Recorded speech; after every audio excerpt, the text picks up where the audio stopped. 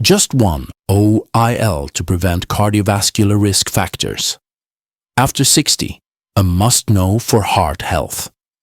It feels like we've been in a constant debate about coconut oil for decades. Is it a superfood for your heart, or is it a villain in disguise? The headlines are always changing, and the advice is confusing. But what if the real answer isn't about the latest trend or a single study? What if it's about a hidden truth, a simple, powerful strategy that's been overlooked for years? It's time to finally put the myths to rest and find out if a single oil could be a game changer for your heart health after 60. All right, let's talk about coconut oil. You know, it feels like every few years, there's a new headline, a new study, and suddenly everyone's either singing its praises or warning us to stay far, far away. Back in June of 2017, the American Heart Association, a pretty big name in the heart health world, put out what they called a presidential advisory about dietary fats and heart disease. And in that report, they were pretty clear. They weren't recommending coconut oil. Now, this wasn't some brand new battle. Oh no, this has been going on for decades. This back and forth about whether coconut oil is a health hero or a heart health villain. I even have my own little history with it. Growing up, I absolutely loved coconut. My mom and my grandma, who were a big part of my childhood, always knew that my favorite birthday treat was anything coconut. Coconut pie, coconut cake. Yeah, we definitely had a sweet tooth culture in our family, but that's a story for another day. When I became a doctor and started teaching about prevention, I learned that coconut oil was packed with saturated fats. And back then, the general thinking was that saturated fats were the bad guys. So I pretty much stopped using coconut oil, only having it very, very rarely. But here's where things get interesting. I was digging around, doing some research for this conversation, and I stumbled upon some of the arguments and criticisms leveled against the American Heart Association's advice. And honestly, my first thought was, oh boy, here we go again. Another emotional debate, more shouting than actual clear information. But I was genuinely surprised by this one blogger who really made me rethink things. Her name is Bastien. She's involved in public health research in Australia and has also worked here in the US. She's been an epidemiologist at the National Institutes of Health at some pretty high levels. And she was even a founding member of the Cochrane Collaboration. You know, that global kind of Wikipedia for scientific evidence. This was part of the PLOS, the Public Library of Science. She's pretty sharp. And as an epidemiologist, she's even got a bit of a comedic take on the field, which I appreciate. I think she really gets a lot of the frustrating issues we deal with, like the whole coconut oil saga. What she criticized the American Heart Association for was twofold. First, she pointed out potential bias.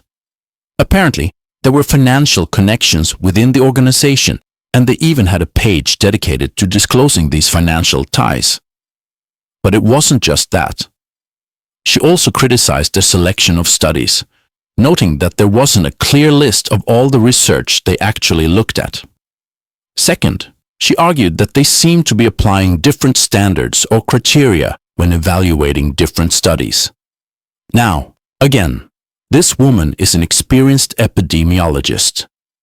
Honestly, I found some of her analysis of the AHA's work more convincing than the AHA's own conclusions. But let's keep digging and look at some other angles on this whole coconut oil question. Who's really got it right? Okay, so then you have groups like the Center for Science in the public interest. You'd think, well, a public interest group, they're probably pretty neutral, right? Wrong. They've been around for a while, and they've spent a good chunk of their existence involved in political battles. Now, their take on coconut oil is that there are a lot of persistent myths out there. For example, The idea that coconut oil helps you lose weight. Well, that might be a little simplistic. It could help with weight loss if it leads to an overall decrease in calorie intake, maybe compared to some other diets. And it really depends on how much coconut oil you're actually using. Myth number 2. According to them, coconut oil is good for your heart. And myth number 3. Coconut oil protects you from dementia. Now, I would agree that there's a point to be made about these statements being myths, at least in their absolute form. I don't think the final verdict is in on all of this yet. I still think there are debatable points. This whole thing feels a bit like, well, it's complicated. Here's something interesting. This is, I believe, a meta-analysis from the British Medical Journal. It's in their open access section called Open Heart, which focuses on cardiovascular disease. They brought up a few points. They looked at MCTs, the medium-chain triglycerides or fatty acids. Now, they suggested that MCTs do seem to offer some benefits compared to long-chain fatty acids. However, they also cautioned that these benefits might be limited, and while they might not be particularly harmful, they're also not likely to be a miracle cure. So their overall message seemed to be, yeah, you can use them, but don't expect it to be a super-duper fix. This next article was particularly eye-opening for me. And if you're vegan, or maybe even if you eat animal products, you might want to brace yourself for this part. This comes from the Asian Australasian Journal of Animal Sciences. They were looking at carcass composition and serum lipids in male broilers, basically chickens being raised for meat. And their key finding was that if these chickens had too much soybean oil in their diet, they ended up with too much fat in their bodies. What they found was that you could actually decrease the amount of fat by replacing about 75% of the soybean oil with coconut oil. If these researchers are using coconut oil to reduce body fat in chickens, it definitely makes you stop and think. Now, when you start digging into the coconut oil debate, you'll often hear about cis fats being good and trans fats being bad. So, what are those exactly? These terms refer to the arrangement of hydrogen atoms around the double bonds in unsaturated fatty acids. If you have hydrogen atoms at every carbon in the chain, then it's a saturated fat. Cis fats are generally considered to be healthier. The molecular structure has a bend or kink. Trans fats, on the other hand, are generally considered harmful. Now, where does coconut oil fit in? It's neither. Again, this highlights how it can become a very detailed and complex argument. As I mentioned a moment ago, coconut oil is a saturated fat. These other structures I showed are unsaturated. One is a cis fat, and the other is a trans fat. There have been long-standing arguments, especially from public interest science groups, pushing for regulations to remove saturated fats from the American diet, and then later to remove trans fats. Now, there's even some discussion about re-evaluating saturated fats. The key difference with coconut oil is the presence of lauric acid, a medium-chain fatty acid. Let me quickly illustrate the difference between chain lengths.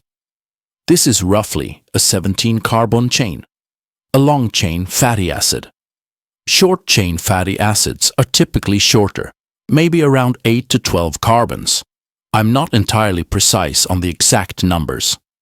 And just to complete the picture, if you link 3 of these fatty acids together with a glycerol molecule, you get a triglyceride, the kind of blood fats we often talk about. When you break down triglycerides, you can enter ketosis, which is what happens in diabetics who can't utilize sugar properly. It's also the goal of early stages of a low-carb diet when you're not burning much sugar. We actually produce ketones every time our bodies burn fat. Speaking of meta-analysis, here's one specifically looking at coconut oil consumption and cardiovascular risk factors. It included 8 clinical trials and 13 observational studies. Their findings? Coconut oil tends to increase LDL cholesterol levels. Now, the pro-coconut oil folks might argue, yeah, but it increases HDL cholesterol even more. However, when you actually look at the studies, there isn't a whole lot of robust data measuring the ratio of LDL to HDL, so that claim isn't very well supported yet. Here's their conclusion. The weight of the evidence from intervention studies suggests that replacing coconut oil with cis-unsaturated fats would alter blood lipids in a manner consistent with a reduction in risk factors for cardiovascular disease. So, this particular meta-analysis was clearly one that was cited by the anti-coconut oil groups, like the Center for Science in the Public Interest.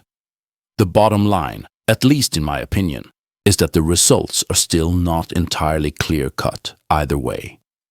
And here's another bottom line that might sound a bit surprising. Why does all this intense debate even matter that much? This graph shows coconut consumption in the United States starting way back in 1964 and going up to 2016. And as you can see, yes, there's been a little bit of an increase in recent years, but it's not really a dramatic surge. It kind of feels like a big storm in a very small teacup. Thank you.